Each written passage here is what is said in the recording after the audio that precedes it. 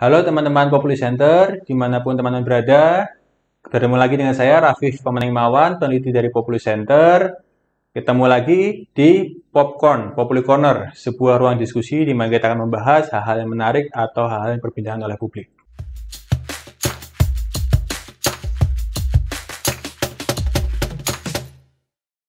Pada pertemuan kali ini, pada Populi Corner kali ini, kita akan membahas disertasi dari Ethan Paul, atau nanti akan saya panggil Mas Ethan.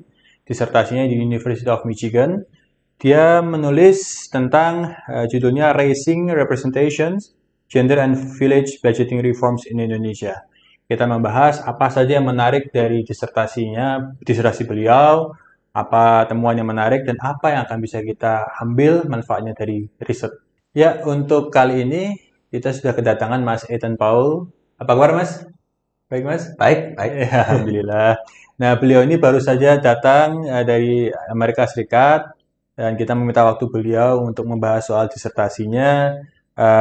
Sebelum ke arah itu, kita mau mungkin sedikit ingin tahu sedikit tentang Mas Ethan ya. Mas Ethan, apakah studi dari awal itu soal ilmu politik atau bagaimana ketika apakah S1 apa yang ditempuh di mana, S2 di mana, dan S3 di mana? Dan minat kajiannya apa? Baik. Ya, saya sudah lama tertarik dengan politik internasional dan saya memang belajar politik internasional pada tingkat S1 di Georgetown University di Washington DC. Lalu saya belajar juga hubungan internasional untuk S2 di Fletcher School di Tufts University dekat Boston. Lalu saya belajar comparative politics dan kebijakan publik di University of Michigan. Dan saya baru lulus S3-nya. Dan ya saya pernah bekerja di LSM di Kamboja sebelum S2 dan itu pengalaman itu membuat saya menjadi tertarik pada politik di daerah ASEAN dan saya ya mulai belajar secara lebih lanjut tentang politik di beberapa negara di Asia Tenggara dan untuk S3 saya memutuskan untuk berfokus pada Indonesia dan saya mulai belajar bahasa Indonesia dan politik dan sejarah Indonesia dan ya ada banyak hal khususnya sejak reformasi yang membuat saya tertarik tentang variasi di tergantung daerah yang mana ada beberapa kebijakan yang berbeda dan ada banyak hal yang dinamik tentang pemerintahan di Indonesia dan banyak khususnya di bawah tingkat nasional misalnya provinsi, kabupaten sampai desa atau sampai dusun RT RW juga. Jadi saya mulai berfokus pada tingkat paling lokal itu. Tapi kenapa ini menarik Mas Ethan? Mas Ethan ini bahasa Indonesia bagus sekali. Terus terang ini apa namanya takjub. Tapi kenapa milih Indonesia dibanding Kamboja? Kalau udah punya pengalaman di Kamboja, why Indonesia? Kenapa Indonesia?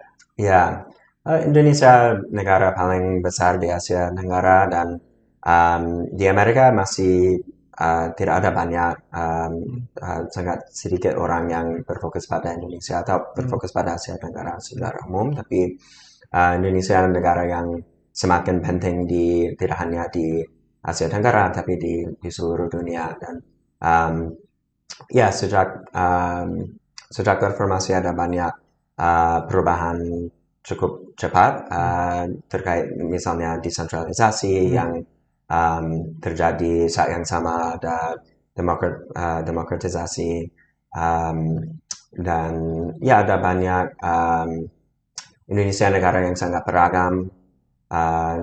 Jadi saya pikir ya kalau saya mau berfokus pada negara baru mungkin yang paling penting dan juga mungkin ya belum ada banyak um, keahlian tentang Indonesia di Amerika. Jadi saya coba belajar tentang Indonesia secara lebih dalam. Ini menarik ya, karena memang dibandingkan negara lain, memang Indonesia itu lebih plural dan tadi yang sampaikan Mas Ethan juga bisa menjadi salah satu case yang menarik dibandingkan negara ASEAN lain. Nah, negara ASEAN lain tentu menarik juga. Saya mau tanya terkait dengan ini Mas tentang bisa cerita nggak tentang topik risetnya? Ini kan tadi sudah sempat saya sampaikan di awal itu soal budgeting dan ada woman juga di situ, ada raising representation. Ya. What does it mean? Sebenarnya apa sih maksudnya ini dan kenapa memilih topik ini?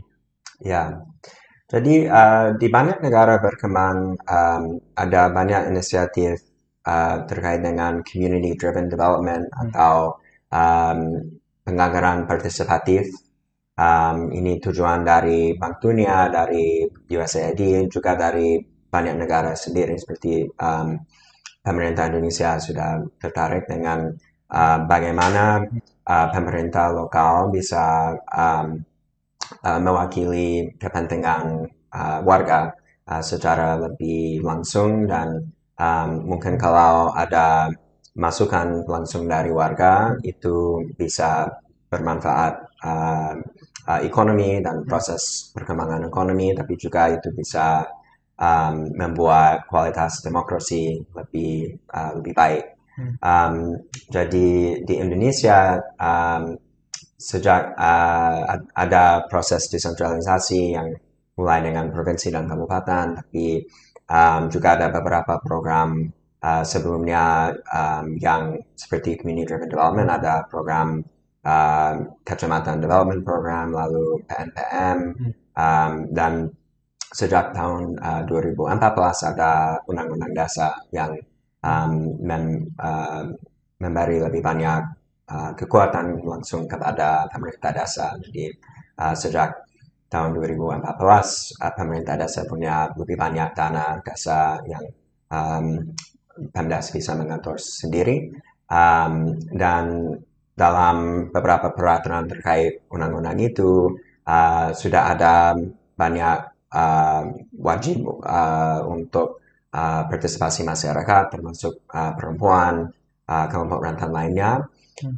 Tapi sejauh ini dari penelitian yang sudah ada dari beberapa lembaga dan peneliti Indonesia dan juga Bank Dunia, sepertinya di banyak tempat tingkat atau kualitas partisipasi khususnya dari perempuan dan kelompok rentan lainnya masih cukup rendah. Jadi ada beberapa kabupaten yang mulai membuat peraturan sendiri, misalnya peraturan bupati untuk mencoba meningkatkan tingkat dan kualitas partisipasi dari kelompok marginal seperti itu. Jadi saya tertarik apakah reformasi seperti itu bisa bagaimana peraturan yang mencoba untuk meningkatkan tingkat dan kualitas partisipasi perempuan misalnya bisa berdampak pada hasil perencanaan dan penganggaran dasar. Menarik nih untuk melihat apakah kemudian perubahan aturan-aturan ini mendorong partisipasi yang inklusif itu. Metode apa yang Mas Ethan gunakan untuk melakukan riset ini? Ya, saya pakai beberapa metode. Jadi pada awal saya melakukan banyak wawancara dengan pemerintah desa, kepala desa, ketua BPD, juga tokoh masyarakat dan warga desa biasa, dan beberapa LSM yang sudah punya banyak program yang coba meningkatkan kualitas pemerintahan tingkat desa dan kualitas partisipasi masyarakat. Lalu saya mencari reformasi yang bisa dianalisis secara lebih dalam. Jadi saya melihat ya ada beberapa peraturan bupati yang ada hanya di beberapa kabupaten. Jadi saya mencari desa-desa yang punya peraturan bupati. Khususnya saya berfokus pada perbub yang mewajibkan musyawarah khusus perempuan, anak, orang dengan disabilitas, dan kelompok rentan lainnya. Jadi pada akhir saya berfokus pada 2 kabupaten di Jawa Timur. Ada Kabupaten Trenggalek yang sudah punya perbub yang mewajibkan musyawarah khusus itu, dan Kabupaten Ponorogo yang di sebelah Trenggalek tapi belum punya peraturan seperti itu. Dan dalam dua-duanya kabupaten itu, saya memilih dasa-dasa yang paling mirip dalam beberapa karakteristik, misalnya anggarannya dan ciri-ciri penduduk dan lokasinya berapa jauh dari ibu kota kabupaten dan berapa jauh dari SMA terdekat, puskesmas terdekat seperti itu untuk mengevaluasi apa dampak musyawarah khusus ini. Lalu saya melakukan survei dengan jumlah ada 1.200 responden. Itu termasuk 900 warga desa biasa dan sisanya termasuk kepala desa, tokoh masyarakat. Dan mereka dalam survei itu ada permainan alokasi. Jadi setiap responden kepala desa juga warga desa biasa diberikan koin-koin dan gambaran kategori bidang-bidang yang dana desa bisa dipakai untuk misalnya pendidikan, kesehatan, jalan, jembatan, drainase, seperti itu. Dan saya pakai permainan ini untuk mengukur untuk setiap jenis responden, misalnya perempuan yang warga desa biasa, perempuan tokoh masyarakat yang perempuan, apa preferensi mereka untuk bagaimana dana desa harus dihabiskan. Lalu saya juga mengumpulkan data RPJMDes, yaitu rencana 6 tahunan desa dan juga APPDes atau anggaran tahunan desa, dan saya bisa mengukur seperti jarak bagaimana prioritas yang ada dalam RPJMDes dan APPDes dibandingkan dengan prioritas dari para responden yang bisa terlihat dari respons di survei di permainan alokasi itu. Dan pada akhir saya melakukan analisis statistik untuk membandingkan tingkat representasi di desa-desa di Trenggalek dan desa-desa yang mirip di Ponorogo. Desa di Trenggalek yang punya musyawarah khusus itu dan desa-desa di Ponorogo yang belum ada. Dan saya juga melakukan beberapa survei tambahan untuk salah satu itu kolaborasi dengan Populi Center untuk memahami mekanisme yang mungkin berdampak pada hasil utama itu. Jadi ada survei eksperimen dengan sampel kepala desa yang lebih besar dari beberapa kabupaten, beberapa provinsi untuk melihat bagaimana kepala desa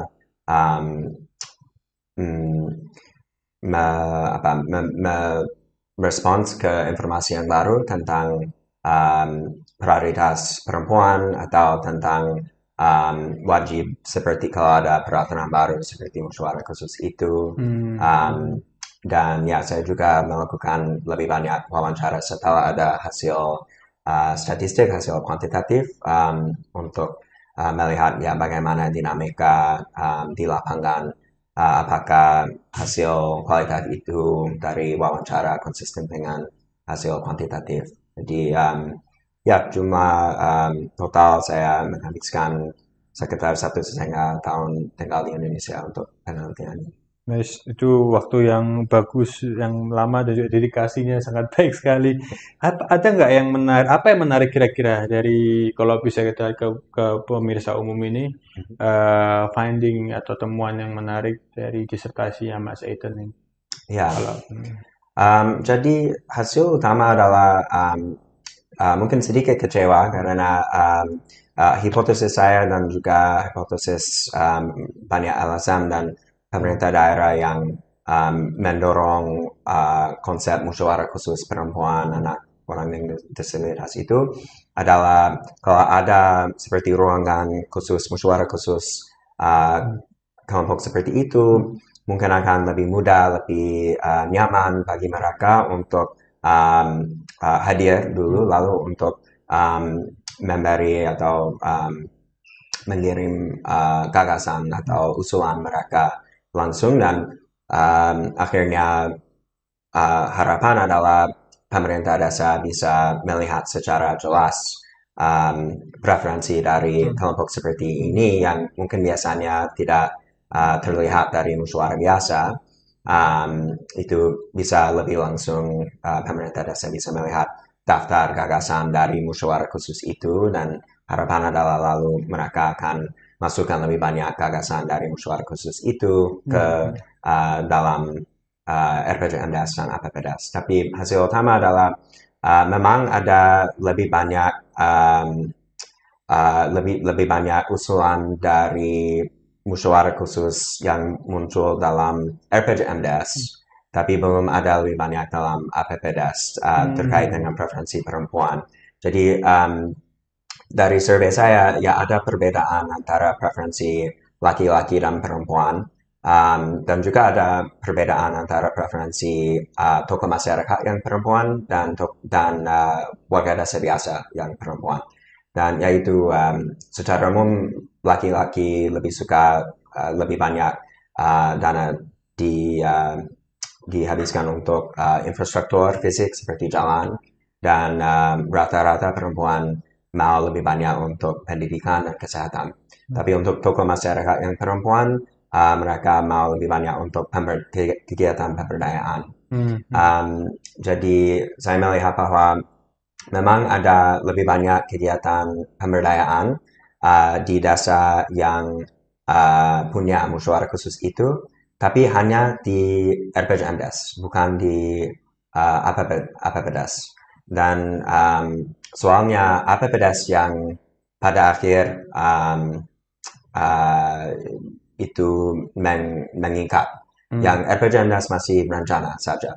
Jadi itu berarti bahwa prioritas perempuan sepertinya masih hanya di rencana, belum ada di anggaran akhir. Dan juga preferensi dari warga desa perempuan yang bukan tokoh masyarakat, misalnya kesehatan dan pendidikan, itu belum ada perbedaan yang signifikan.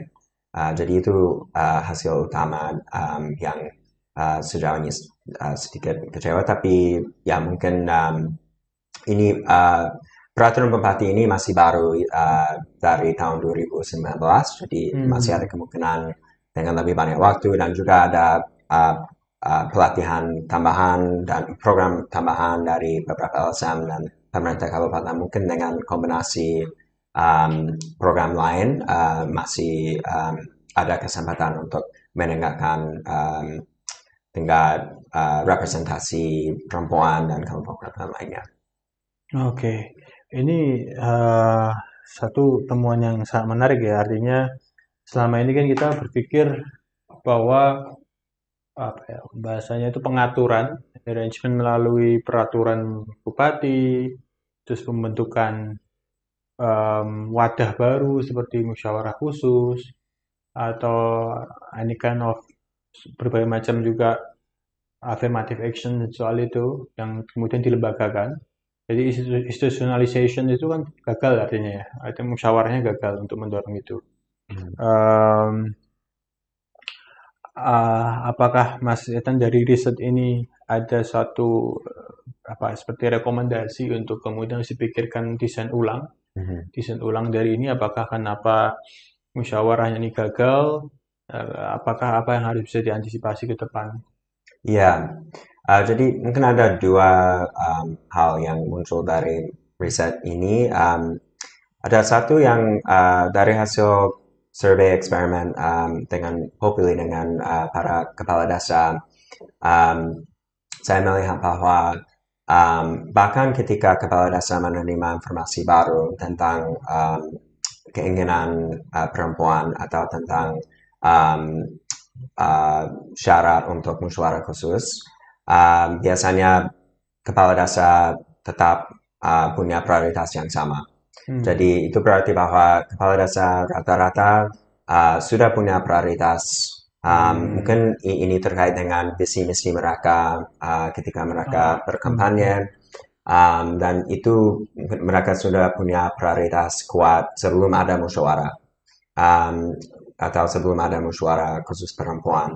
Jadi bahkan kalau ada usulan baru yang muncul dari musyawarah atau musyawarah khusus, kalau kepala desa dan pemerintah desa atau lebih khusus ada tim penyusunan RPJMDes dan APPDes yang termasuk kepala desa dan para kepala dusun dan biasanya beberapa tokoh masyarakat. Kalau mereka masih mau pakai prioritas mereka sendiri tanpa lihat usulan yang muncul dari musyawarah khusus misalnya, usulan itu tidak akan pada akhir tidak akan ada dalam APPDes. Jadi karena itu mungkin lebih baik kalau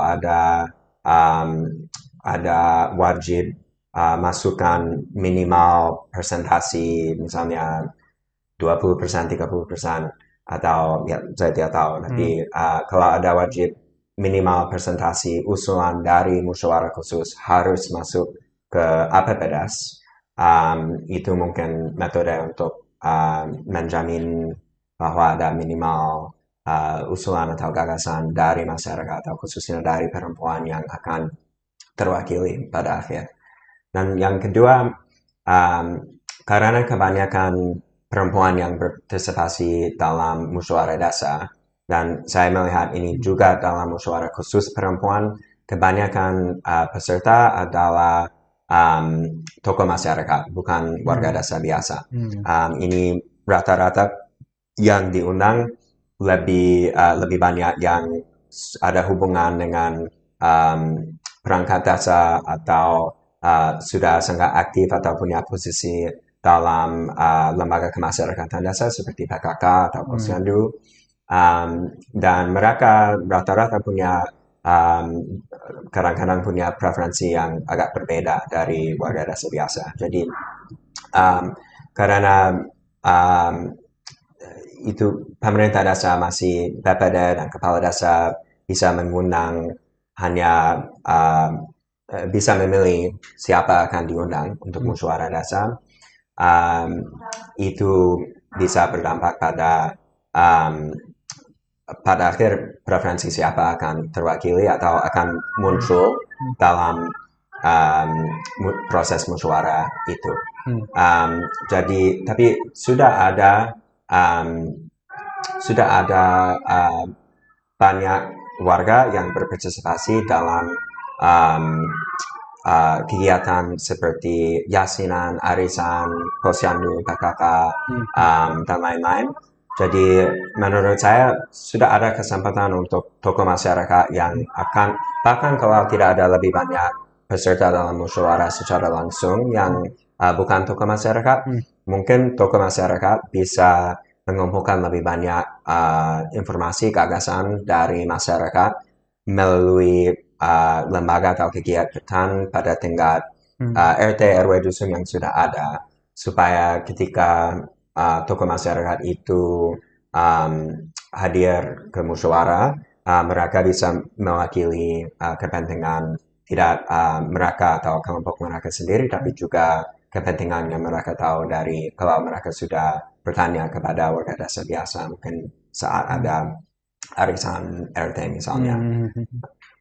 Wow, ini temuan yang menarik. Jadi kalau bisa dirangkai sedikit itu kan bahwa kemudian kepentingan perempuan dan kelompok marginal termasuk orang disabilitas gitu ya, itu nggak bisa yang seharusnya ada musyawarah khusus bisa dimasuk ada musyawarah yang lebih besar, dan tidak ada fasilitasi. Dan Mas Etan juga memberikan solusi yang menarik bagaimana kemudian bisa nggak sih yang musyawarah 20%, 30% itu masuk anggarannya dalam APBDes ya, yang benar-benar nyata itu hasil dari musyawarah khusus. Pun demikian juga bagaimana supaya kepentingan itu bisa teragregatif dari tingkat kecamatan, dusun dan lain-lain yang diagregasikan oleh elit ya, untuk supaya bisa mengambil masukan ini.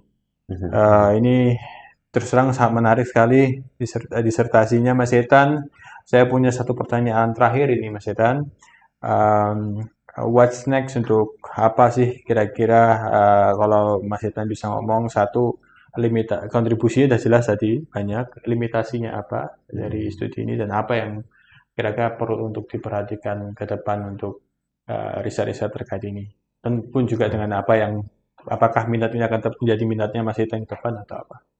Ya, jadi ya menurut saya sudah ada banyak program dari LSM dan beberapa pemerintah daerah yang mencoba untuk memperbaiki kualitas partisipasi dari masyarakat dan tapi biasanya program itu um, itu belum jelas program apa akan paling efektif dan jadi saya pikir ada kesempatan untuk penelitian lebih lanjut dengan beberapa metode yang mungkin bisa coba mengevaluasi jenis misalnya pelatihan atau program tambahan apa yang bisa lebih efektif mungkin dengan kombinasi dengan mungkin musyawarah khusus bisa bermanfaat kalau juga ada pelatihan yang lain misalnya. Jadi salah satu proyek baru yang terkait dengan ini yang saya sedang mengerjakan adalah kolaborasi dengan LSM untuk melakukan ini eksperimen untuk memberdayakan perempuan tingkat RT dari kelompok arisan ibu-ibu atau yasinan ibu-ibu tingkat RT untuk bagaimana mereka bisa lebih efektif untuk tindakan kolektif dan juga ada pelatihan untuk pengurus RT untuk bagaimana mereka bisa membuka ruangan untuk perempuan atau kelompok rentan lainnya untuk lebih aktif dalam hal mengusulkan apa yang dibutuhkan dalam RT-nya karena dari penelitian saya melihat bahwa ada peran sangat penting dalam musyawarah dusun, musyawarah desa dari ketua RT dan dari tingkat itu, tapi rata-rata itu laki-laki yang paling aktif dalam pembahasan kepentingan RT-nya. Perempuan pasti aktif dalam lingkungan, tapi biasanya ada peran yang agak berbeda. Jadi dalam penelitian baru ini kami akan coba mengevaluasi bagaimana kalau ada pelatihan seperti ini dan apakah pelatihan yang berfokus pada perempuan lebih efektif atau yang berfokus pada pemimpin atau pengurus RT lebih efektif. Jadi itu salah satu contoh, tapi ya saya pikir ada kesempatan untuk penelitian yang lain seperti itu untuk mengevaluasi program atau intervensi apa atau kombinasi program apa saja yang bisa efektif untuk meningkatkan kualitas representasi dan partisipasi perempuan dan kelompok rentan lainnya. Oke, terima kasih banyak Mas Ethan. Terima kasih banyak atas waktunya. Sudah menyempatkan waktu datang di Populi Corner. Untuk ini, teman-teman yang lain, untuk di pemirsa Populi Corner, kita bisa melihat lagi gimana topik-topik lain yang coba kita akan susun. Salah satunya juga misalnya seperti disertasi ini, ataupun kajian-kajian lain yang menarik untuk kita bahas. Jangan lupa untuk mengikuti Instagram dari Populi Center, mengklik subscribe di YouTube Populi Center, dan bunyikan juga loncengnya untuk mengetahui update-update diskusi terbaru dari Populi Center. Terima kasih banyak Mas Ethan. Ya, terima kasih Mas Adit atas waktunya. Sampai ketemu lagi di pertemuan Populi Corner selanjutnya. Tetap jaga kesehatan. Salam Populi Center.